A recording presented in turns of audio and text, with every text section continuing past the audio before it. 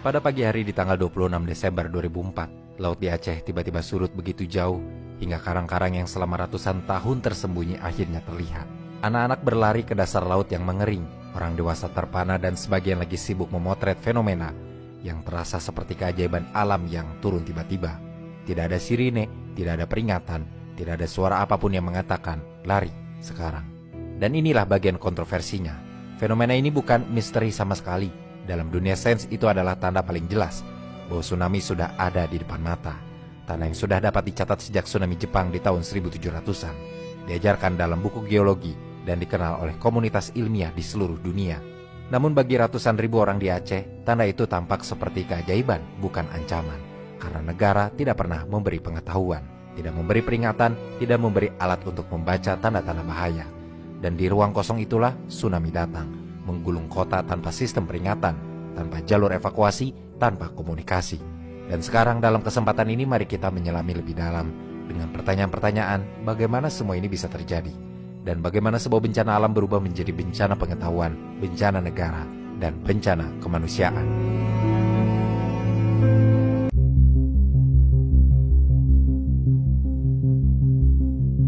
Pagi itu pada tanggal 26 Desember di tahun 2004, Aceh masih berada dalam suasana akhir pekan yang tenang.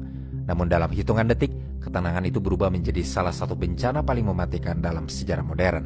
Badan Meteorologi dan Geofisika yang sekarang menjadi BMKG dalam laporannya dikutip oleh Kompas, melaporkan bahwa gempa utama terjadi pada pukul 7:59 waktu Indonesia Barat dengan skala 9 magnitudo.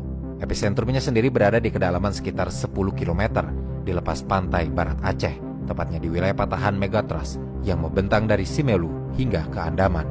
Dalam laporan investigatif panjang majalah Tempo, di sana para penyintas menggambarkan momen awal gempa sebagai getaran panjang yang tidak berhenti-henti.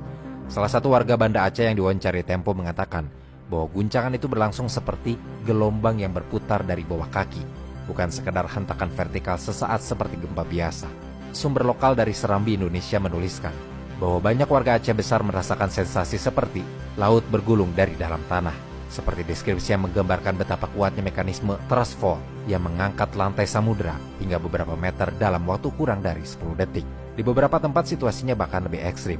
Harian Aceh dalam laporan lapangannya menyebut bahwa rumah-rumah panggung di kecamatan Meruksa terlihat seperti dilayangkan oleh tangan tidak terlihat. Orang-orang keluar berhamburan, sebagian tersungkur karena guncangan horizontal yang sangat kuat. Tidak sedikit warga yang mengira bahwa gempa tersebut adalah tanda kiamat, sebagaimana banyak kesaksian yang dikumpulkan dalam dokumentasi lapangan. Getarannya berlangsung lama. United States Geological Survey atau USGS melaporkan bahwa getarannya terjadi sekitar 8-10 menit. Namun banyak warga Aceh melaporkan durasi yang terasa jauh lebih panjang. Kompas mencatat kesaksian seorang ibu di Lampulo yang mengatakan bahwa ia merasa gempa itu seperti tidak akan pernah berhenti. Ketika gempa mereda, warga belum tahu bahwa apa yang terjadi selanjutnya jauh lebih mematikan. Namun tanda-tanda awal itu sebenarnya sudah tampak. Hanya saja sebagian besar masyarakat tidak pernah mendapat pengetahuan untuk mengenalinya. Dan benar saja usai gempa besar, masyarakat berdiri dalam kebingungan. Tanah terasa masih bergoyang lembut akibat gempa susulan. Dalam situasi ini sebuah fenomena alam mulai terjadi, yakni laut surut secara tidak biasa. Beberapa laporan media lokal mencatat fenomena ini dengan sangat detail. Serambi Indonesia menuliskan bahwa sekitar pukul 8:10 sampai 8:20 waktu Indonesia Barat, garis pantai di Ulelue, Lampulo, dan sepanjang pesisir Banda Aceh terlihat mundur hingga 200 sampai 500 meter. Batu karang, bangka ikan, bahkan dasar lautan yang biasanya tersembunyi tampak jelas ke permukaan. Salah satu nelayan yang diwawancara Tempo dalam edisi khususnya mengatakan bahwa ia belum pernah melihat laut mundur sejauh itu. Ia menggambarkan bahwa permukaan laut tampak seperti ditelan bumi. Dalam laporan tersebut, Tempo juga menuliskan bahwa banyak warga, khususnya anak-anak, berlarian ke pantai karena mereka penasaran melihat ikan-ikan yang menggelepar. Fenomena yang sama juga dicatat oleh Kompas, di mana mereka menuliskan bahwa laut di pelabuhan Malahayati surut begitu cepat sehingga kapal-kapal kecil yang biasanya terapung mendadak miring dan kandas.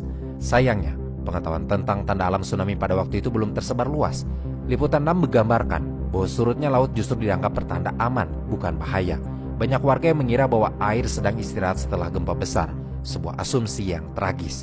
Padahal menurut penjelasan ahli tsunami yang dikutip Kompas dari wawancaranya dengan BMKG pada tahun 2005, surutnya muka laut secara drastis adalah indikasi terjadinya mekanisme drawback, Proses saat massa air laut tersedot kembali ke arah pusat deformasi tektonik menjadi bagian dari pembentukan gelombang tsunami yang sedang bergerak mendekati daratan. Surutnya air laut ini adalah jeda alam yang singkat, sebuah jeda yang menipu, sunyi, dan fatal. Dan justru pada saat ketenangan inilah gelombang raksasa sudah terbentuk dan bergerak dengan kecepatan yang tidak terlihat mata, mendekati garis pantai tanpa memberi waktu banyak bagi siapapun untuk memahami apa yang sebenarnya terjadi. Dan untuk gelombang pertama tsunami Aceh itu berbeda-beda di setiap wilayah. Namun satu kesamaan yang tercatat oleh hampir semua laporan media di Indonesia adalah cepatnya waktu kedatangan gelombang pertama setelah gempa besar. Kompas dalam beritanya menyebut bahwa gelombang pertama tiba sekitar 10-15 menit setelah gempa utama. Di wilayah paling dekat dengan epicentrum seperti Loknga dan Lampung, gelombang bahkan diperkirakan tiba kurang dari 10 menit. Tempo menggambarkan bagaimana gelombang pertama memasuki Banda Aceh sebagai dinding air setinggi pohon kelapa. Menurut saksi mata yang dihimpun Tempo, gelombang pertama bukan yang paling tinggi, tetapi justru yang paling mengejutkan karena datang begitu cepat, menghantam rumah-rumah yang sebagian besar masih utuh setelah gempa. Di wilayah barat Aceh, variasi ketinggian gelombang cukup signifikan. Serambi Indonesia mencatat bahwa di Meruksa, ketinggian gelombang diperkirakan mencapai 9-12 meter. Sementara di Lampulo berkisar antara 6-10 meter. Sementara itu Harian Aceh menulis bahwa di Loknga, gelombang pertama menyapu segala sesuatu yang berada di jarak 500 meter dari bibir pantai. Ada pula laporan dari Liputan 6 yang menyiarkan kesaksian warga Ulelue yang mengatakan bahwa gelombang pertama terlihat seperti ombak yang datang dari seluruh arah. Karena bentuk geografis teluk membuat air memantul dan membentuk pusaran besar. Gelombang pertama ini diikuti oleh gelombang kedua dan ketiga yang jauh lebih besar. Namun kerusakan terfatal justru terjadi pada gelombang pertama karena ia menghantam masyarakat yang masih berada di titik terendah, baik secara geografis maupun secara kewaspadaan. Gelombang pertama inilah yang memutus jalan, meruntuhkan bangunan rumah sakit, menghancurkan Masjid Raya Baitur Rahman di beberapa sisi luar, dan membawa ribuan orang tersapu dalam hitungan detik.